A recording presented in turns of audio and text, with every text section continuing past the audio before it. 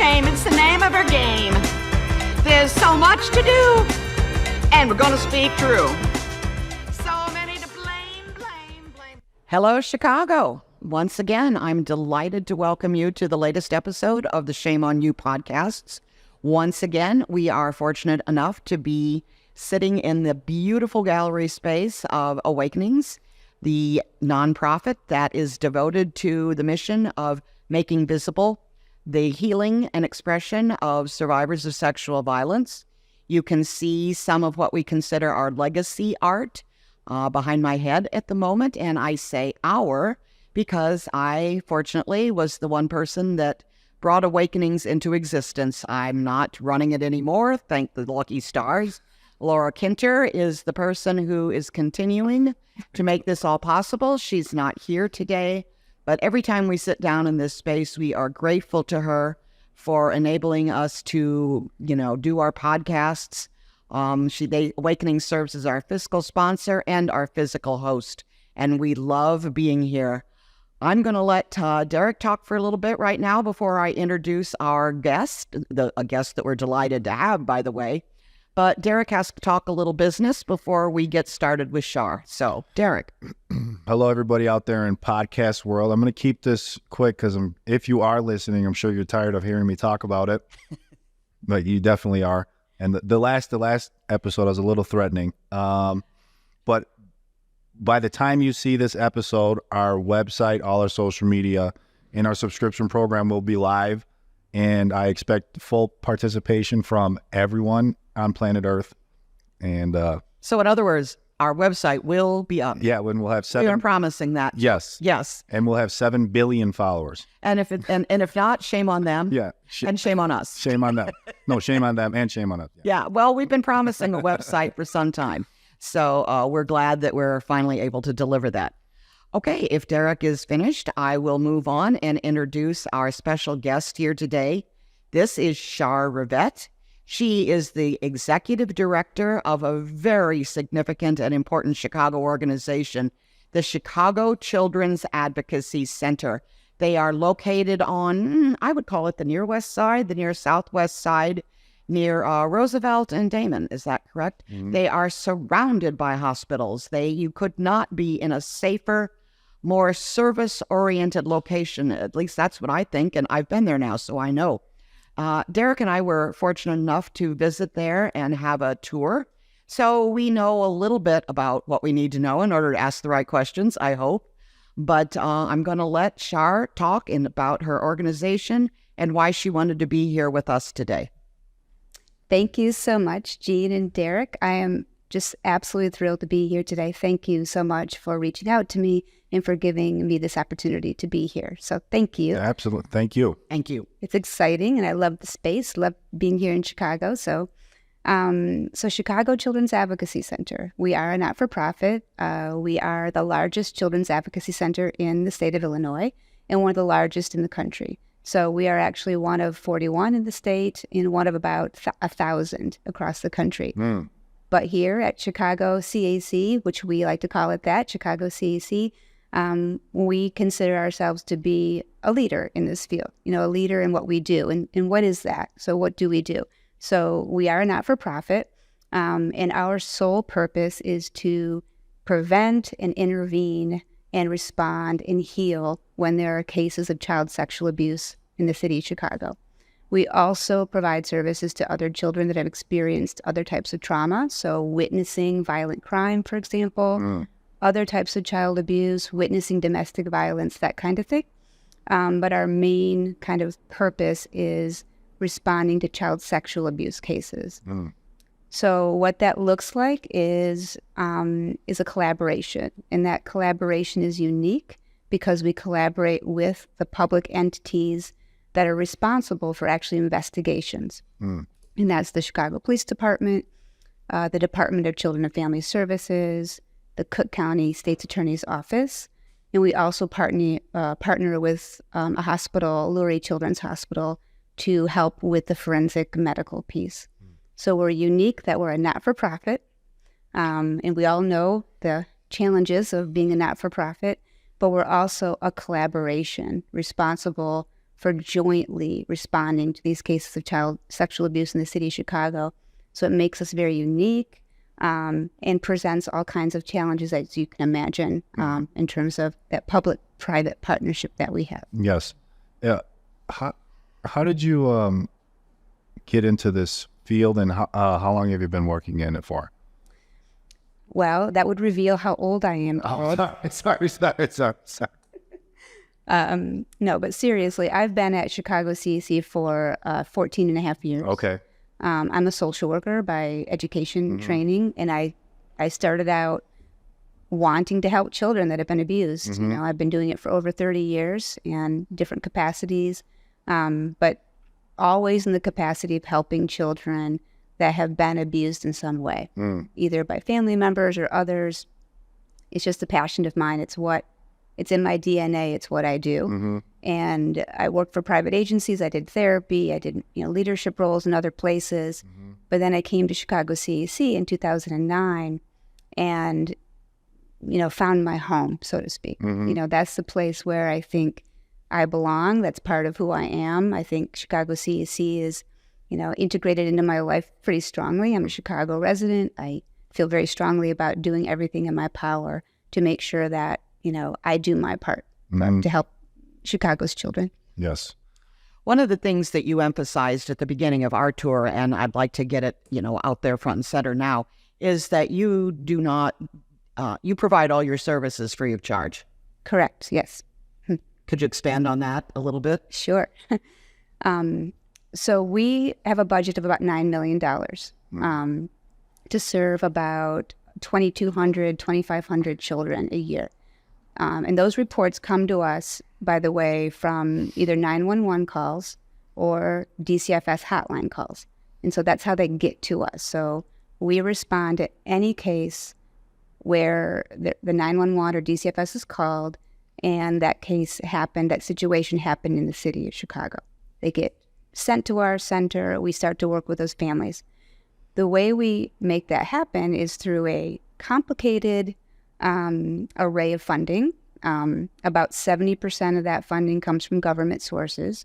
That's state and city and federal primarily. And then we have to raise money for the rest. So even though the government funding sources certainly help us meet our mission and make sure that it is free for every child that comes to us, we have to do a lot of fundraising to fill the gap between what they give us and what it actually costs to do the work, and there's still a gap to do that. And we are going to explore that a little bit further with some of the guests that we're going to be talking to a little bit later, who are also from the Chicago CAC. Char just answered a question that was near the top of my list. I was wondering, you are dealing with cases of childhood sexual abuse. I was wondering at what point the diagnosis is made. So from what you've told me, they come in there and the diagnosis has already been made. They are already identified as survivors of childhood sexual abuse. And so before they walk in the door, you're assembling a team or you're figuring out what services, who you're going to need and when you're going to need it. Because that was one thing I don't think we talked about much in the previous discussion. So they are coming into you through DCFS or from a police intervention, I assume. So you guys already know what you're dealing with. Is that usually the case? Or is there, childhood sexual abuse is a loaded topic. Do they ever come in there and it's an issue that you have to, I don't know, manage, tiptoe around? What? Yep. So let me clarify a couple things. The way that our protocol works with DCFS and with the police is these are reports. So this is a report made by a teacher, a social worker, a parent calling and saying, I think something happened to this child. It could be that they actually witnessed it. It could be something really clear that they know something happened or really feel strongly that it did. Or it could be a suspected. It could be they read a text, from somebody. It could be that they witnessed something or just suspected it from behavior. So we don't know a lot when the child first comes in. And the expectation is when DCFS gets that call or the police, when they go and interview the child, It's just supposed to be a fact-finding, minimal facts interview. We don't want them interviewing these kids at that first point of contact. That's our job, actually. Chicago Children's Advocacy Center has forensic interviewers that will interview the children to get the story, to get the facts from that child. So we don't know often, Jean. Sometimes we know very little about what's happening with this particular child. And when they come in for that interview, that's when we start to learn the full story of what actually happened. Maybe there were siblings involved. Maybe it's a perpetrator that we thought it was this person and it's actually somebody else. Maybe there's multiple situations that occurred. So we're really doing a lot of forensics at that very early stage to help the police and DCFS decide how they proceed with protection and for our own knowledge so that we can develop basically a plan for healing for that child. So then you are in a position of actually making a diagnosis, or do you turn that back over to DCFS? Is it their responsibility? Whose responsibility is it to say this child has been sexually abused? It's actually DCFS would be making that decision. So what we do is provide an environment for that child to fully tell their story in their own words, in a space that's safe, with non-leading questions, so that because it is also a piece of evidence, right, can be used in court, to make sure that that child feels free and able to tell the worst thing perhaps that's ever happened to them in that setting. The police then and DCFS use that information. Got it. Plus, interviewing witnesses and all the other things that they have to do to determine whether it's an indication, which DCFS uses that terminology, it's indicated or unfounded. And then the police use that information to decide if they have enough information to make an arrest and proceed. As far as we're concerned, in terms of Chicago CAC staff, we're going to help that child no matter what, and we are going to offer that child and family services. We're going to continue to work with them in mental health treatment and case management, regardless really of what happens with DCFS and the police. And frankly, sometimes these kids just aren't ready. They're going to be in that interview and they're not going to be ready. And sometimes they don't disclose. Sometimes they're just, too scared. But we're still going to keep working with that child. And maybe 6 months later, maybe a year later, whatever, they might be ready then. And then we'll usher that child back into the investigative phase when they're ready. So are you saying that you maintain contact with the case regardless of what the police or the DCFS is doing? Yes, I think that's one of the key important factors of why children's advocacy centers are important.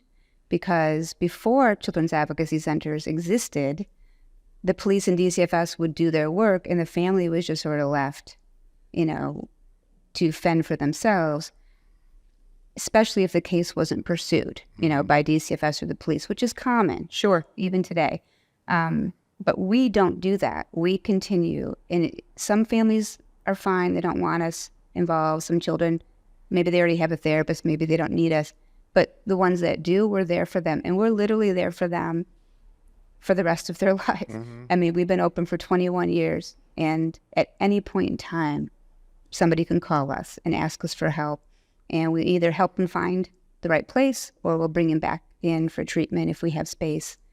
So yes, we consider them our clients, just walking to the door no matter what happens with the case.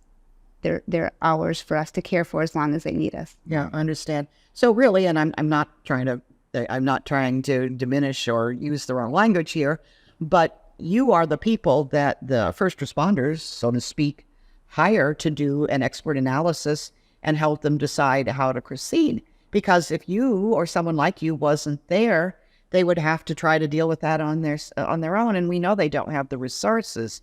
So you're kind of like, I can't say hired gun. Everybody will get after me if I say hired gun. You are the valued partner. Yes. You are the valued partner, and my mind is going toward all the cities where there isn't a CAC. And, police or DCFS or somebody has to do it without having a team like you offer there. And I'm thinking 9 times out of 10, it'll just be dismissed. That's what, without a partner like you. You did a great job describing it. That's exactly, not the hire gun part. That's the partner, like you said. Yes, that's our role. You know, we are a part of that first responding team. We call ourselves first responders. You know, we consider ourselves first responders. We're 24/7. We're there for these kids no matter what. And that is our job, you know, to make sure the child goes through this process in the most trauma-informed way possible, knowing that the systems of DCFS and law enforcement are not always super friendly to this process, and to be there for that child and family no matter what, and to give a piece of evidence that can be useful that DCFS and the police can use to move forward. Before CECs, to your point, I think the police were doing their interview, DCFS was doing their interview. Maybe they went to the doctor and they were interviewing the child. You know, this child might have been interviewed by 10 different people, and they're trying to tie it all together, and this poor kid can't figure out or remember what's going on, you know? Right.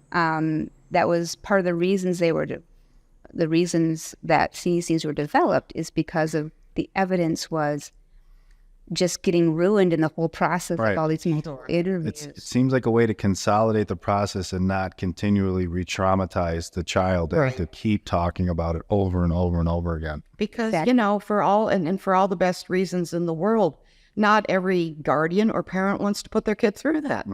You know, a number of cases do not proceed forward simply because they make a call that it's just too hard on the child. And, you know, that's not anybody's job to tell them they're wrong. Right. I might, but I might if I were having one of those days. But, you know, the process of making the whole thing, you know, more contained, less traumatic, 2 or 3 interviews as opposed to 9 or 10. You know, 1 or 2 caring people asking them questions instead of 13 to 15. Right. You know, that's incredibly valuable, and that's why you're here. Yeah. I was thinking as you were explaining how the CAC process, like, you know, big city, Chicago's a big city. I'm assuming huge volume of cases, right? What are in terms of like resources that the CAC has, what are the challenges of, you know, serving them? Like access to it? Is it funding? Like what are the challenges? Well, this podcast is too short to go through the challenge. You can always come back. You're welcome back anytime. And then we'll have the behind the scenes after. So I think that it's always maybe easy to say money, but it's true. You know, I mean, our work takes resources and it takes money. We have about, you know, 2,200, 2,500 cases a year. That means every single day, I didn't look at the roster today, but we might have 5 kids coming in for the investigative process. We might have 15. These are new cases every day. So if you sit in our center and see families coming in, that's what's going on. They're coming in for that initial phase of the investigation. We have in our building that you visited, not only the Chicago CAC staff of about 95 staff, but these special units of Chicago Police Department, DCFS, the Cook County State's Attorney's Office. We're very lucky to have special units right there on site. Well, that takes resources and money and just literally, you know, computers and desks and, you know, air conditioning and, you know, all those things that we pay for. You know, we pay for all those things. So literally we consider our environment, our building, part of the intervention. You know, we want it to be beautiful and comfortable and safe for our clients, but also conducive to collaboration. And if I could just stop you for a minute, that is just one of the things that people just don't get. And when I say people, I mean the average person on the street. And I'm also talking about the people that you need to financially support you. Because when I was running Awakenings, that was something we had a terrible time communicating to funders or even just people who were saying, why should I give you $5? This space is our program. People would say, well, what is your program? We have a dedicated space in which survivors can share their creative expression. They can exhibit their artwork here, and no gallery owner will ever tell them, oh, that's too personal. Or, oh, that's too triggering. You know, we don't do that. we have a space in which people can perform. We have a space in which people can just come in and talk. Our space is a program. And in order to run a space, you have to have air conditioning, and you have to have desks, and you have to have lights, and you have to pay your bills. And so many funders, and I know because unfortunately I kind of used to be one, will say like, well, I want my money to go to programs. Well, without physical support, programs do not exist. So there, I made a plug for you. I saved you from having to make that speech the next time you get some unaware donor in your sights. But anyway, please continue. I really wanted to make that point because I don't think people get it. Yeah, I appreciate that because that's exactly what we face as, we're a business, right? Right. Just because we're not for profit doesn't mean we're not a business. We are regulated like crazy. Of course. Not for profits. I mean, I'd have to sit and think how many audits we have, how many entities come in to assess whether or not we're meeting the goals that we said we'd meet, quality improvement goals and, you name it. I have to have people to do that, to collect data, to show. Anyway, it's an expensive thing to run. Yes. And the government right now, I feel like I'm playing, I feel like I'm putting puzzles together all the time. Like, so DCFS will pay this much for our work. The city of Chicago will pay this much. The federal government will pay this much. Oh, by the way, the feds now cut our funding. Right. So now how do I make up that difference? DCFS is going to help. Okay. I mean, I'm a social worker, right? So I've had to learn a lot about running a business over my many years and have the right people in place that are smart enough and capable enough to help me. And that also, costs money. So every year I have to come up with about 30% of our budget to make it work, to serve these 2,200 to 2,500 children. And I consistently, or we at Chicago CC, consistently have a waiting list for mental health. So I've been talking a lot about the initial investigative stage. Well, then, many of our kids continue with us for months and years for mental health treatment. And I checked in with my chief program officer this morning. We have 250 children right now on a wait list. Of course. That's a lot. I mean, just saying that out loud, is overwhelming to me. That many children right now are waiting for therapy, and the sole reason is because I don't have enough money in our budget to pay for more therapists and the space. You were in our building. We're out of space. So even if I had operating dollars to pay for more therapists, I don't have any space for them. So that's another piece of the puzzle that I don't think a lot of people realize. The physical space is costs money. It's necessary.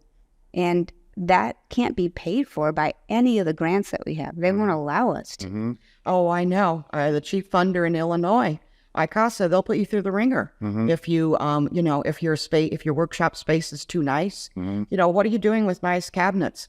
I know the executive director of an agency in Chicago. She had to fight that battle all the time. Well, don't our people deserve a pleasant environment? Are we all just supposed to sit in a church basement on uncomfortable chairs and pour our hearts out? And I don't mean to hurt you when I say this, but if I were in your shoes, my biggest problem would be I would be lying awake nights worrying that those 250 children on your waiting list were not in a safe space. And I know you've done everything to see that happens, but while they're waiting, are they still being violated? Well, it's something, you can do everything you like, but it's something that's always, in the back of your mind, because again, people don't understand. Home does not necessarily mean safety for people in these situations.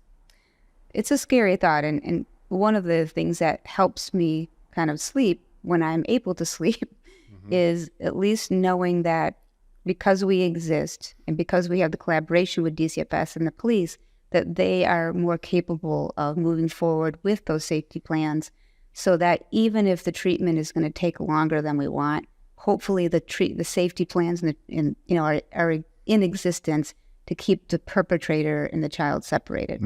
And that we as advocates, because advocacy is in our name, So we are going to advocate for that family if they're concerned about separation from the perpetrators. For example, maybe the perpetrator, they live with him, and maybe DCFS did not indicate the case, and so they're still with the perpetrator, and they feel forced to live there because they don't have enough money.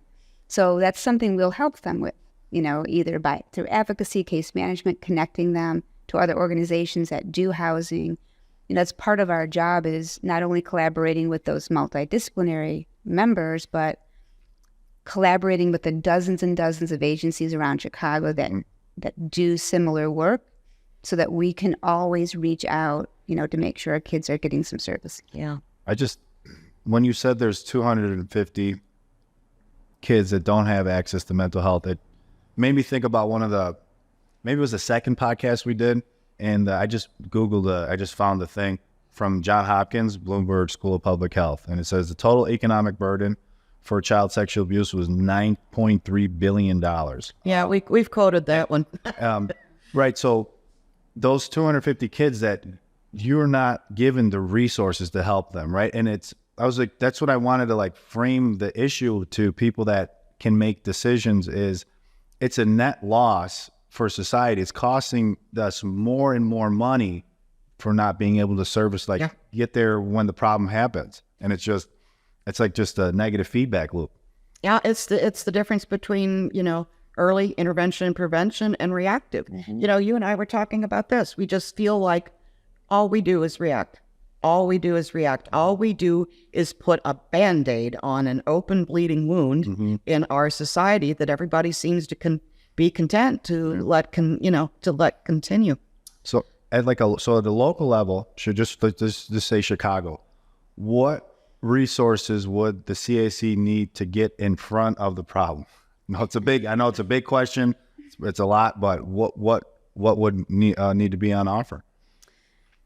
Well, we've certainly looked at this. This is not a crazy question, because we assess, we do needs assessments. We kind of know what we want. For example, we need to double our mental health department. That would fill that gap. And that would cost us probably another $5 million a year. We know that, to hire the therapists, to have the infrastructure in place, to have all the quality improvement and accounting and, management, all that stuff. So we actually know that would cost us about $5 million to do that. We also know that we need space. So one of our initiatives right now is to look at new space in the same area that we're in, because we're right in the middle of the city. We're in the Illinois Medical District. Central. It's central. It's safe. It feels good to people to be there. People can get to us from any point in the city. We're sort of neutral, meaning we don't have there's not much of an identity, cultural identity, the Illinois Medical District. So it feels kind of good no matter who they are, because we serve the entire city of Chicago. So we're looking at building another building adjacent to our current building so that we can connect and expand that mental health program in addition to a new program that we're developing. So that's where we think we need to be to truly put a true dent in what's happening, so that we can save. It's true what you're saying. We can save millions, billions of dollars by intervening early, because we also know child abuse can be cyclical. We also know that untreated child abuse, with other conditions being related to it, can cross into the next generation. Yes, the next generation. Let's put that in plain language, folks. Untreated children grow up to, unfortunately, perform the same acts themselves. Not every time, obviously. Not every time. I haven't. Derek hasn't. But it is a legacy. And, without the proper interventions, without the proper help, this is why it continues to go on and on. Wouldn't it be fascinating someday to figure out who the first child abuser was? Yeah. How far back? Patient zero. How far? Yeah, good. How far back would you have to go? And also just got to say for the people out there watching, that $9.3 billion was 1 year. That was from 2015. Just so you know, it was 1 year, not total. 1 year. That's what it cost 1 year. Wow. Yeah, people have an amazing ability to ignore statistics like that. Don't know what it is, but it doesn't seem to matter how much, businesses sometimes, if you talk to them in their language, domestic abuse is costing you X amount every week, Oh, we got to get right on that. Sometimes we get it. Well, sure, I did promise that you were going to have an opportunity to talk about exactly what you wanted to talk about here. And it gladdened my heart immensely to hear the first thing that came out of your mouth was to talk about the mission. Because, that's what I'm all about, too. I was going to ask you why in 25 years of working this mission, I hadn't heard of you guys, but I decided that's irrelevant. Because one of the things that has really confounded my mind over the years and has made it hard as an advocate, as an activist, as a donor, nobody's mission is just this. It gets tagged onto something else. It gets mixed in with other things. And then I usually end up looking at it and going, okay, my last name is not Rockefeller or Carnegie. It isn't. Do you know something I know? Let me Google it. Where can I, with the resources that I have available, where can I truly make a difference? And I'm confounded all the time. I'll just be frank with you. I have not found that place. And one of the first things that we found out about you was that you were very upfront about the fact this is what we are about. Now, I'm sure you get involved in all sorts of related issues, and I understand that. But you, today and earlier, this is what you came up with. We are about, we advocate for and try to build awareness of and prevent childhood sexual abuse. So like I said, take it away. Talk about the things that you most wanted to have the opportunity to say here. Well, thank you, Jean. You're a great listener, by the way. Thank you. I don't get told that all that often. You're nailing it. Thank you. Well, yeah, Chicago Children's Advocacy Center, that is our mission. Yes, we use our skills to expand a little bit, like with children that witness violence, because we know the way that we work with kids works for those types of kids too, or kids that experience physical abuse. But we are deeply the experts in child sexual abuse, not just for the city of Chicago, but, really nationally. We're a big center. We're on the national framework. I'm a member. I'm a member of the board for the National Children's Alliance. I feel like it's important to not only impact your city and your kids, but how can you use that to impact children, like those spheres of impact that circles of impact that you might have. But, primarily what people need to know is that child sexual abuse is common, that it happens across the board in every neighborhood, in every socioeconomic status in terms of family, race, ethnicity, you name it. The research shows us that this isn't a problem in X community. Every population. Yeah, prevalence rates are just about the same. Yes, they are. And we serve the city of Chicago, which basically has everything. Yeah. You name it. So, but it's not reported. So it's another piece that people need to realize. I guarantee that anyone listening to this or watching this knows somebody that's been sexually abused, or they have experienced it themselves. If they don't know literally someone, if they just ask some questions, they would find out. That's how prevalent it is. So it affects everybody. Probably at the Thanksgiving table. Yes, exactly. And hey, all you listeners, you know me and Derek, so you cannot say that anymore. Yeah, right, exactly. Hello, here we are. Yep, shame on you.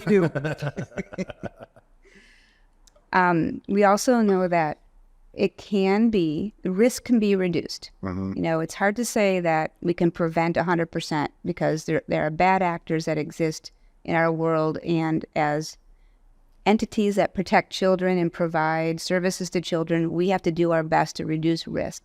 It's the adult's responsibility to reduce risk and opportunity in settings where sexual abuse could occur. That includes parents and caregivers, includes people that provide services to children. I think all of us as adults are responsible for that. And I think prevention, so we do prevention work too. I didn't talk a lot about that, but we have a team of outreach and prevention workers that go out and do work in the community and train caregivers, children directly, schools. And I think that's a big part of it. To me, if I'm going to intervene and do the intervention work, response, the first responder work, I got to be devoting some resources to prevention. Otherwise, it's a black hole of, more and more cases coming in. And so we devote money towards prevention. We devote some of that unrestricted money that we get towards prevention staff. And I think it's all of our responsibility to seek that out, seek out ways, if you're a parent, to talk with your kids and work with your kids on, honest conversations and helping your kids feel safe. If you work with children in your profession, you should know what the signs and symptoms are, how to intervene. If you're running a program, you should know how to create safe spaces and to reduce that risk and opportunity, and then what to do when a child might say something or there's a report. I think that's critical for us to do. I think we, as community members, have to know that investment in this issue will have extreme reward for us as a society because it's so prevalent, it's so shameful still. So there's a lot of underreporting that still happens. So if we can get in front of it, we're going to just be better as a society as a whole. When you think about the DNA of all of us, and there's more healthy DNA, we as a whole community and entity are going to be healthier. So kind of thinking about it that way, that it's important to invest and that it's good for all of us, that we're all healthy. So those are some of the things that stick in my mind. No better way to ruin a child or a human being for life than to use them as a plaything. Yeah. When they're too old to know what's going on. I've said that for years. And I said it again. I think there's also hope, though. Like, I couldn't do this work if I didn't have hope for healing. And I totally agree with you. And that's why I do this. That's why I became a therapist 30 years ago, because interventions, timely interventions by the right people work. And that's something people don't get either. And that's never too late to heal either. No, it isn't. Yeah, one of the things Gene and I, Tom too, talk about all the time is there's all these, especially in today's society, 2023, there's so many different social issues that are gaining traction, gaining awareness. I think during COVID, there was a big mental health awareness kind of push. And it's so interesting to me that continually with all these different movements happening, people still don't know how to or want to talk about child sexual abuse in any capacity, ever. Yep, the elephant in the room. Yeah. Well, I mean, we do, and we will continue to. But just in their help. and generally in society, it's like, this is just, we just, it's not, I can't keep it over there. But I see the seeds of it changing, right? Back to the hope. Yes, I do. But I tell you, it's taken a long time. I mean, I only have so many years left, to do this. Yeah, I'm older than you are. I'm not divulging my age either, although I kind of think I already have. No, and, that's one thing if we had more time, the people who are fighting the good fight, there's an incredible burnout factor in this line of work. And some of the best people, they can't do it in their 40s. They just, you can't always do it. So there's something in your budget as well. You find good people, and then you have to take care of them and nurture them so that they can continue to do what they're doing. It's just, and this is why Derek and Tom and I are here. There's all these things that I don't think people think about. And as long as we're here, we're going to be doing our best to change that. Well, I really appreciate it so much. That's exactly right. I think there's a minimization of what is needed to help these kids. Like volunteerism is one thing, but to have the expertise as a mental health clinician or a forensic interviewer or an advocate to talk with these kids and help them through that healing journey, this is intense work. This is years of education and training, not just getting your master's degree, but hours and hours and hours of ongoing training and supervision and review to make sure that you are truly doing the work correctly to help these kids through it. That takes money. And I can't tell you over my many years doing this, how many times we've had to kind of bring a therapist in, train them, get them really, really good at their job so they can move on, and go to for-profit or go to private practice. So you're right. We need to be able to keep these staff, so providing an environment for them that they can continue working, fitting in with their complicated lives, and paying them enough. Yeah. They actually can stay. Yeah, they hear things that keep them awake at night on a daily basis, people. It takes a toll. It does. I love to tell people the story about when Laura and I were working at Awakenings and we launched our literary magazine. Laura and I went through 80 submissions in 2 days, 80 stories of people who had been sexually abused and were trying to figure out a way to heal. We underestimate the impact that has on the very people that we expect to fix the problem.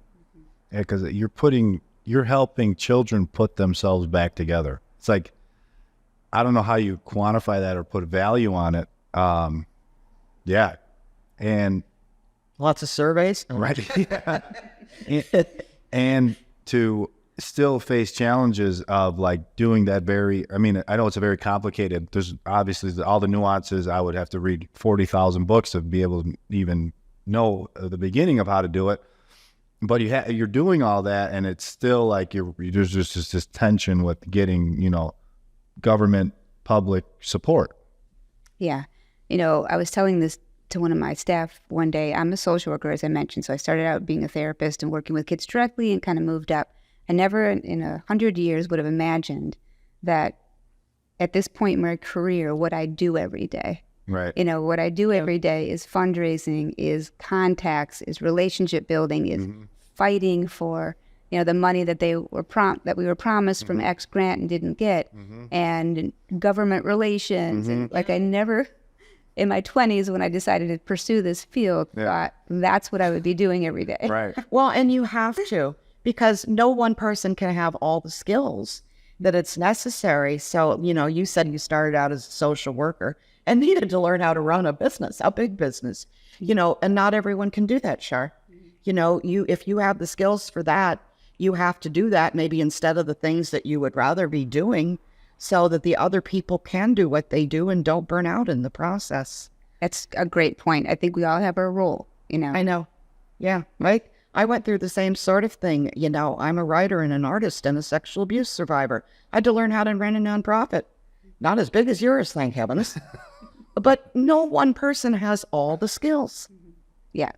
It takes a team, and that's certainly what happens at Chicago CDC. I mean, I'm so proud of our team. Like, we have the people that do the work directly with kids, but we have an amazing administrative team, a fundraising team, a QI, a quality improvement team.